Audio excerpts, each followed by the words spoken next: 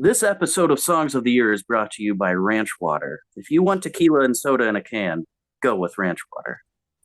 It's not ranch dressing because that I would go for. Oh God, Jason, you are. Uh,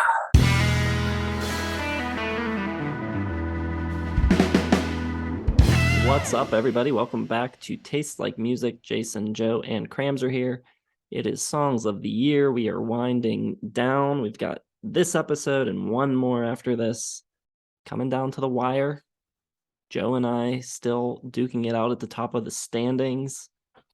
And 2019 is what we're talking about today. Another dismal year on the charts. But man, I love the wild card side this year. I could have made a top 50 easily. Well, 2019, I really didn't listen to much during this year, but going back through the year for album of the year, there's a lot of good albums I found in 2019. One of the few times this decade where I've been very pleasantly surprised. Wise Blood was my winner, and it was a five-star album. And other than that, lots of good stuff. Lots of good stuff. Lana Del Rey and Carly Rae Jepsen had an album, so I'm totally fine with 2019. yeah, I like 2019. Top of my head, if I had to rank it of all the 2010s, I'd put it seventh, but it's still good. I don't know. I think it was around 2017, 2018, we really started to see the beginning of the end of the pop charts, just the worst era in pop history. At least we're saying that now because I think we're still kind of in that era. Maybe it will be looked upon more favorably in the future if we ever revamp this series 10 years ago. Because I even remember, like, in the mid 2000s and stuff, being like, man, this will pop ever get worse than that, than this. Other times where I was like, never gets worse than this. But now I really do think it's just the worst pop situation ever. The billboards aren't very good. All right. So if you're new to the series or haven't seen this before, we make two lists each, our favorite songs of the year. One list is all songs that had to have charted on the US Billboard Hot 100. As long as it hit the chart for 1 week at number 100, it's eligible. And then the second list does not have to have charted. It can be deep cuts or B-sides or anything else at all that was released in 2019.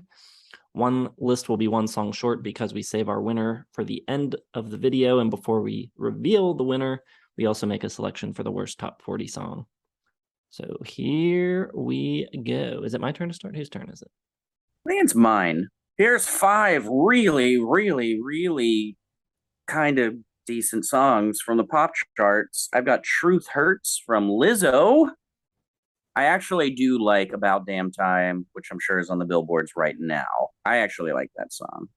This one, I had to pick five, so it's on there. I like the swagger in her voice. I like her style. I think she's got a really good blend of kind of having this braggadocio, but also this humble humility. Like her style is like kind of goofy and fun. I dig it. I actually like the lyrics a good bit, and then the production's really nice. There's some really kind of faint, like angelic swells and like vocals behind here. Also got Bad Guy by Billie Eilish. Really cool beat, really moody. I love the outro, but what makes it for me is her like dark, ashy, whispery voice up against like those snaps and stuff, doing pretty much the bulk of the lifting. It's pretty cool. It's got that weird kind of circular synth pattern. And then here's one Jason's going to obliterate me for, and I accept his criticisms of it, but it's a weak year, and I think it's a good song that could be performed by someone better. I've got Someone You Loved by Louis Capaldi. I think it's a good piano ballad. It's simple. He oversins it way too much. It's really overwrought. He does it way too much. It's a good song that should be handed to just anyone else to sing properly, but it's still a good song. I'm going with Watermelon Sugar High by Harry Styles. Pretty good pop song. Anytime you're going to write a song about the female body part, I'm going to give it a listen. And this one is got a pretty good, chorus. Watermelon Sugar High.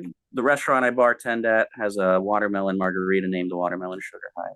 That's the kind of place I work at. And then finally, I've got The Weekend with Blinding Lights. I think The Weekend is by far like my runaway Billboard winner of the last 5 years. Like if I see him on there, I'm probably going to pick him because he's one of the more tolerable candidates.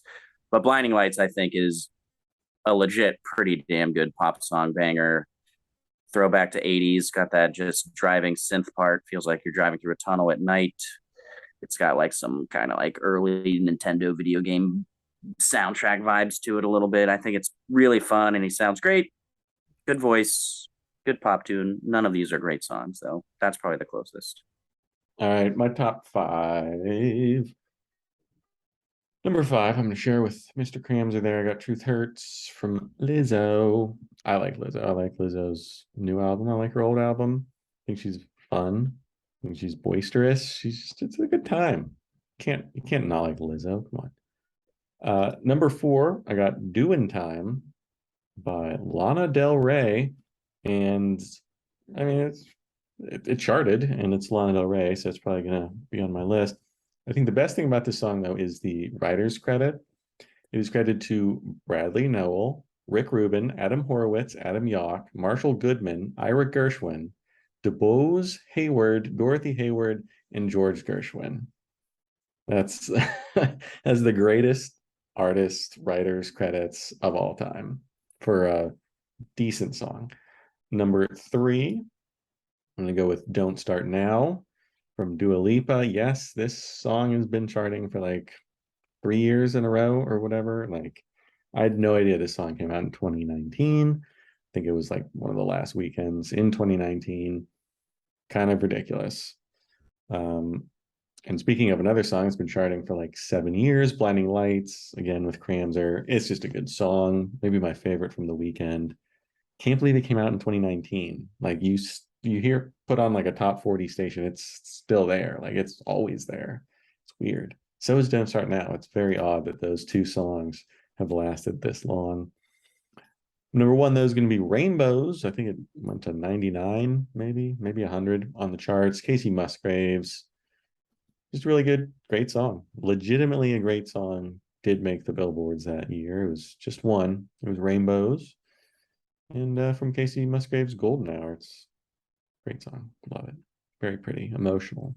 No idea Don't Start Now came out then. I mean, that album's from 2020. I had no idea. I missed that, and I missed the Lana Del Rey one. You've been phoning it in for years now. It doesn't matter. I've already lost, so these hiccups, I'm just trying to spread more information about some of these gems like Watermelon Sugar High and things. That'll be a new one for many people, yes. All right. My Billboard picks. I've got Girl by Maren Morris. Country singer, goes pop on this tune. Nice to hear a pop song with some prominent guitar on it on the charts. It's a catchy song. She sings it really well. The vocals sound real. They're not too overly processed or anything, so it's a little bit refreshing here in 2019.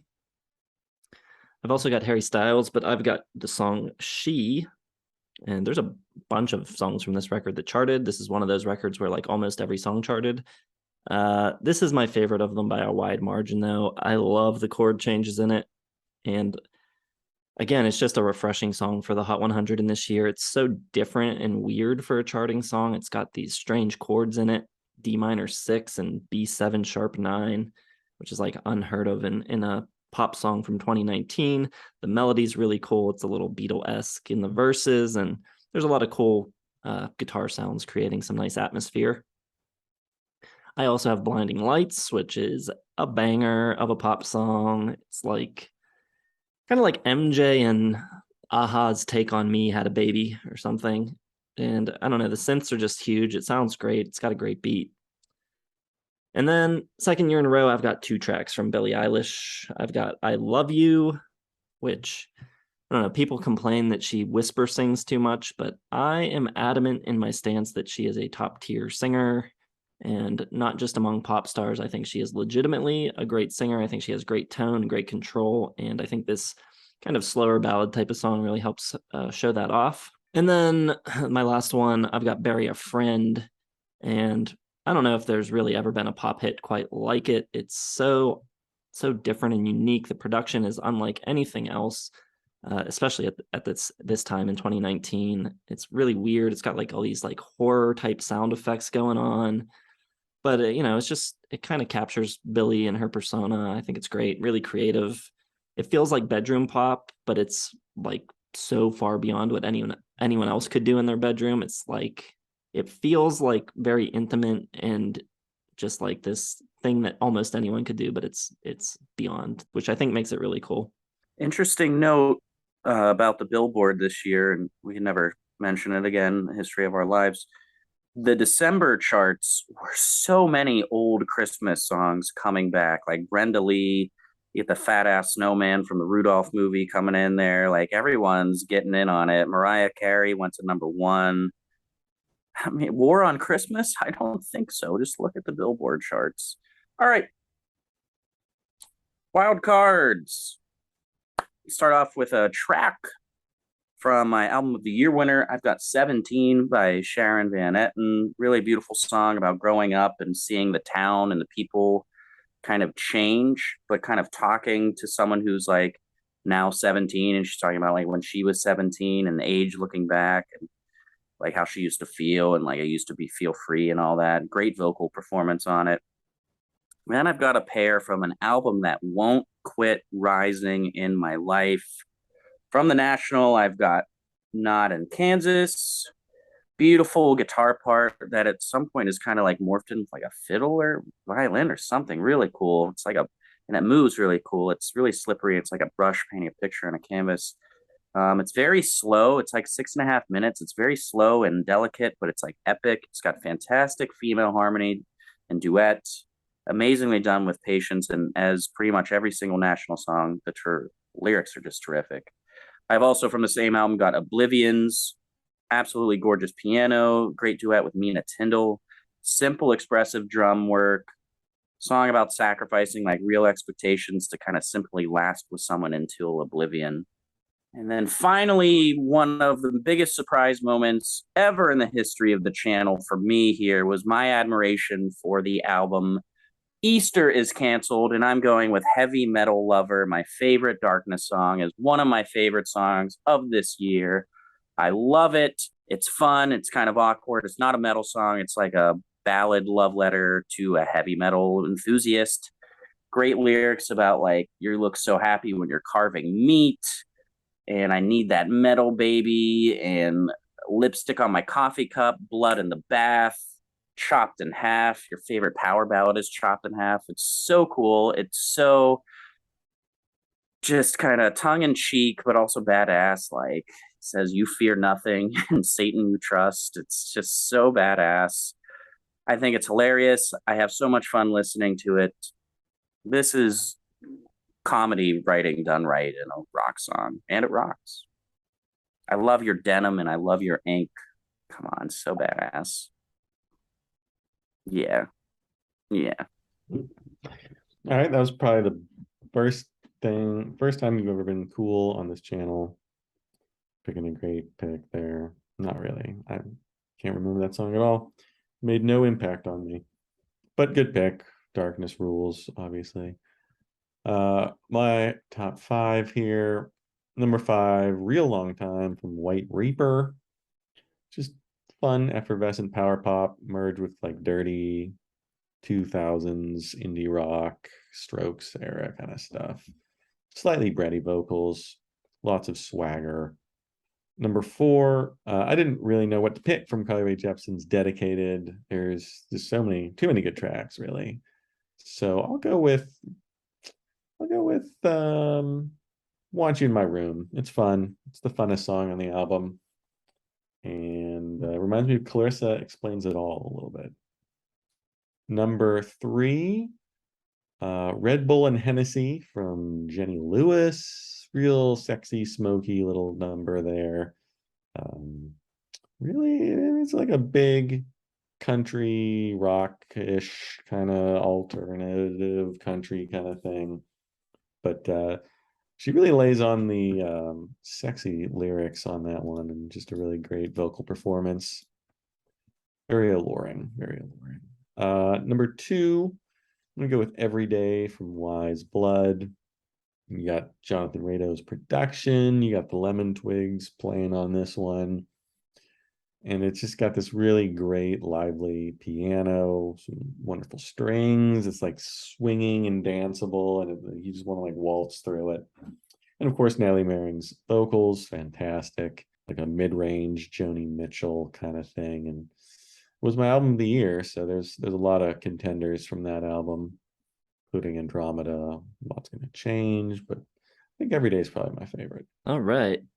Wild card time. And like I said at the beginning of the video, I could have gone way deep and made a huge list. So I really like the top 5 here.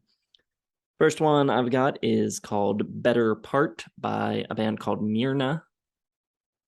They're a San Francisco indie band, and they lay down this slow jam somewhere between like 80s pop and 90s R&B. It reminds me a little bit of Sade, and the production and the recording are out of control. It's just an amazing sounding track. Really love that one. And then I've got Something Holy by Alice Phoebe Lou. I'm bringing the sex jams this week. This is a really kind of smoky, cool track about hooking up with a new lover for the first time.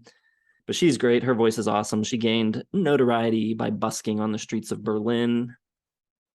A video of her singing Walk on the Wild Side by Lou Reed went viral. And yeah, she's just great. I love her. Then I've got Kantori Ongaku by Devendra Banhart. And I've talked about this on the channel before when we did our favorite music videos of the 2010s. This has maybe my favorite music video of all time. It's this really weird, surreal type of video. A lot of really cool imagery, but it's also a very cool song. It's got like this kind of like wavy, bobbing groove to it. It's got some really cool guitar work on the track too that reminds me a lot of like Mac DeMarco. And I don't exactly know what's going on with the lyrics, but they're very, very cool. Kind of my favorite kind of lyrics where you don't really know what's going on, but it just kind of sparks some cool imagery in your mind. And then the last one before my winner is Nothing Sacred, All Things Wild by Kevin Morby. I love this song. It's like part beat poetry, part gospel revival. Then you get this sax coming in that feels like it's just like some guy in New York City out on his stoop playing. The song is so sparse, just a little organ holding down a few chords. You got some bongos and then his vocals. A little bit of female backing vocals in the chorus and that sax, but it's pretty bare bones. I think it makes a really cool vibe, really unique world that Kevin built with that record. I think it's awesome. So time for the bad stuff. And I think I know what Graham's going with. What do you think I'm going with? I would guess that you're going with the Ed Sheeran Justin Bieber collab. You're obsessed with Ed Sheeran. You need to stop. 3 words. Old Town Road. Valid. That's valid. It's a good one. I've picked on Ed Sheeran long enough, and there's too many to choose from. It's just assumed. Ed Sheeran, burn in hell, man. I'm sorry, that's too much. Just stop recording music. He's a redhead, so he doesn't have a soul. It doesn't. He's not. You know where he's going. Doesn't the lead singer of like your favorite shitty band like have a redhead? I don't even know who you're referring to. It could be almost anyone. Josh Homme or whatever. What? No. Not ringing a bell here. My pick for worst song, 2 words, and then a lot of do's. Baby Shark, do. Yeah, Baby Shark. It went to number 32 in 2019. It's a damn disgrace. As a father, I had to hear it far too much, and it's just always there. Like some songs you can forget, like this one you cannot forget it once it's in your brain, because it's there. You just know it, and it's forever. It's better than Ed Sheeran and Old Town Road.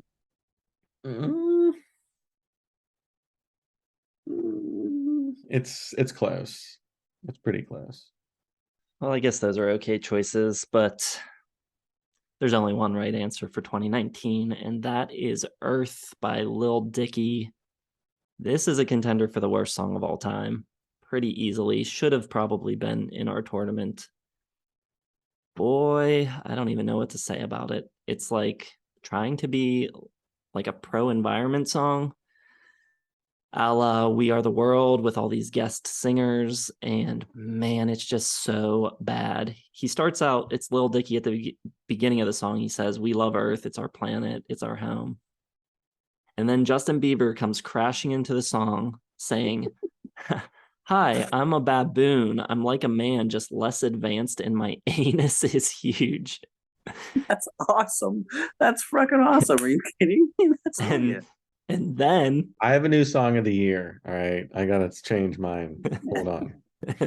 and then I don't know who it is that comes in next. It might be anyone know who the zebra is? Some female singer comes in as the zebra. Ariana Grande. Ariana Grande. She says, "Hi, I'm a zebra. No one knows what I do, but I look pretty cool. Am I white or black?" Later, someone else says, "How's it going? I'm a cow. You drink milk from my tits."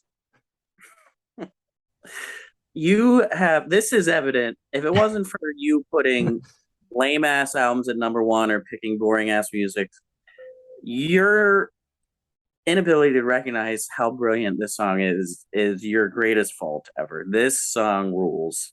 I haven't heard it. Those are some of the best lyrics I've come across. Give it a listen. We'll see. You get back to me. Tell me if you still like it. I can't imagine that. Shall we talk about great songs? No, I'm actually not done with Lil Dicky. I'd like to hear more, actually. I don't care what you pick for winner. I want more Dicky. Someone says, "What the fuck? I'm a clam." That's brilliant. Like, does it make you want to protect the environment when you're done listening to it? No. No, it makes me want to burn it to the ground. What the fuck? I wonder if Justin Bieber really does have a huge anus, because he's not as advanced as mankind, but he may have a large anus. We do not like modern pop music. My favorite song of 2019 is Andromeda by Wise Blood. I love it. I love the really kind of it's this cool mix of like everything about it sounds 70s. It's very warm but it's still like very robust. But it kind of sounds like singer-songwriter in space. It's really cool. Her voice is just fantastic on it. It just soars and cuts like a knife. And it's kind of got like this cool, really like vibrant, rubbery low end to it, like Joni Mitchell, like going a little baritone a little bit. It's very awesome. But I just love the pace of this song. Like the way it moves is just this really like it feels like you're just moving in slow motion listening to it, but like towards like the sun. Like there's a really burning sensation, a slow boil to it. And it just really moves in like this really like just windy kind of fashion back and forth. And everything lifts into the chorus with just like this and like delicate intensity to it with all of like the vocal larynx and everything going through it. And it's got that really cool bending kind of guitar part to it, accenting everything. It's a fantastic song. It's the song I heard first that got me into this album and to Wise Blood, and I still listen to it pretty regularly. I was this close to picking that song as my winner too. Ooh, but I didn't. I went off brand for me. I don't know how I feel about my pick because it just isn't a me pick. It's not a Joe band at all. I'm going into the indie pop sphere. I'm going with Harmony Hall by Vampire Weekend. And I just think it's such a fun song. I remember hearing it. I don't even think I knew it was Vampire Weekend, which was a plus for me because I'm not a big Vampire Weekend fan. I do think Father of the Bride is their best album though. And this one is just like them not being them. It's branching out. It's just a really little sunshiny pop gem. And it starts out that arpeggiated guitar, and that's like the only thing like from their past that they're bringing in. Like that's kind of that's what I associate with the Vampire Weekend. kind of song. Then it kicks in with like the 70s country saloon piano. Got like the bongos and stuff going on. Reminds me a lot of like a Paul Simon song, which is good. Like that's what I want. I want to get that 70s vibe in there. It's smart, the lyrics and the vocals. It's just, a good song. It's well written, well constructed.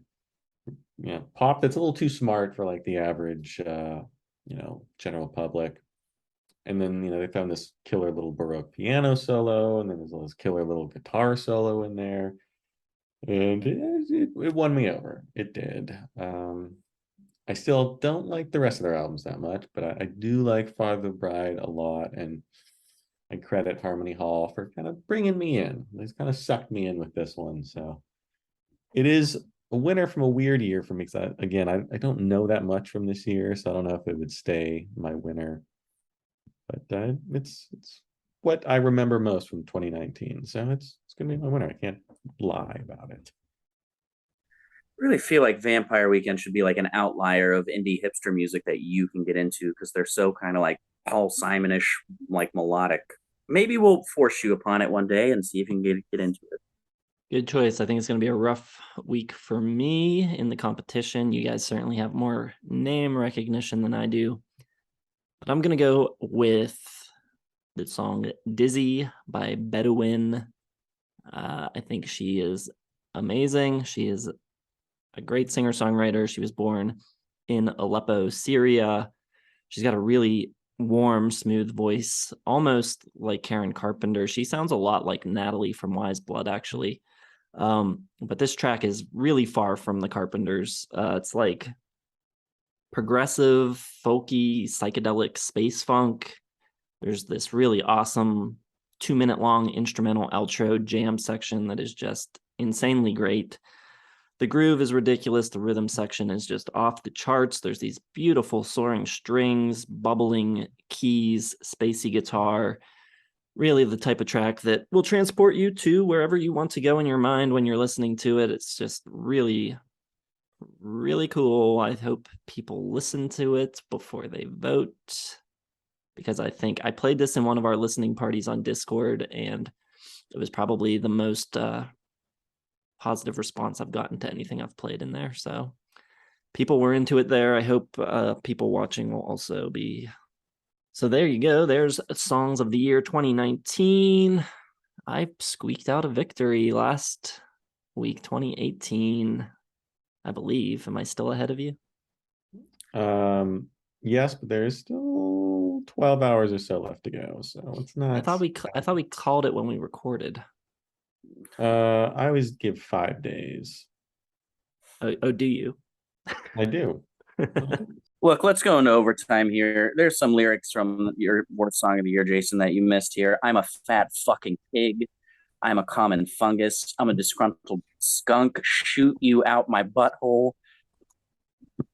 I'm a marijuana plant. I can get you fucked up. And I'm Kanye West. That's awesome. We're just some rhinos, horny as heck. I'm just a giraffe. What's with this neck? Come on, man. This is great. It's not. Give it a listen. I can It see has how one of the best guest rosters I've ever seen in my entire life. I'm HPV. Don't let me in. That's and then it just goes, we love you, India. We love you, Africa. We love the Chinese. We forgive you, Germany. something gets oddly political at the end. Regions you're leaving out. Like you're just choosing to show the love to India, Africa, and not China, but the Chinese. DiCaprio's on that track too. Yeah, man. Joe, who's a worse lyricist, this song or anything Ian McCulloch's ever written? Close. After, are we talking about post reunion or the original run? Is that a serious question? Possibly. All right, everyone. Let us know what your favorite songs of the year are. What did we miss? And be sure to hit the like button, subscribe to the channel, hit the bell for notifications. Facebook, Twitter, Instagram, merch, Patreon, all that stuff's in the video description, but especially the link to the website where you can vote for which of our favorite songs of the year is your favorite of those. Coming down to the wire. I think by the time this airs, I will have locked up 2018 and be a half point behind Joe with 2 more weeks to go. So make sure you vote. There are You some ain't winning. discrepancies in the voting. I'm going to call into the election committee. No. I think so. There's a couple things. I'm going to bring it up next year. Let's bring it up now. Okay. Well, I just find it odd that I got up to a huge lead and then didn't get any votes for like 4 days in a row. I'm just saying that's kind of weird. I don't know why that would happen, but probably, some improprieties, maybe in the voting process, the voting machines themselves, the website, who knows? You're in charge of all that, so. I know, that's what's so weird. Oh, God, this guy. All right, everyone. Thanks for watching. We'll see you in the next one.